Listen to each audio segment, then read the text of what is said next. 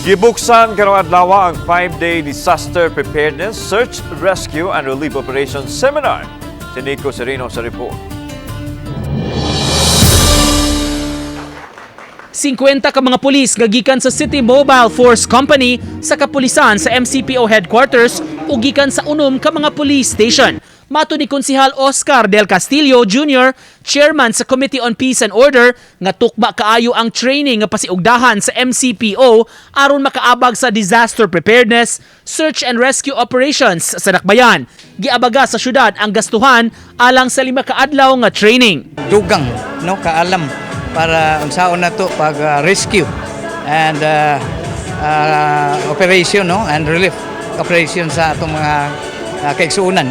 Mato ni Police Lieutenant Colonel Hugo Rio Ipong, hepe sa City Community Affairs and Development Unit, nga moabag unya sila sa City Disaster Risk Reduction sa iphigayon nga mga rescue operations. Iyang gipasabot kung aduna may mga katalagman nga umaabot sama sa bagyo, gikinahanglang usa ka adlaw andam na ang MCPO disaster team. Midugang si Ipong nga kining ilang disaster training magsilbing refresher training sa kapulisan. Need sa enhancement sa itong skills o knowledge about sa search and rescue relief operations. Uban ni Philip Patricio ug Rod Prado, Nico Sereno, Balitang Bisdak.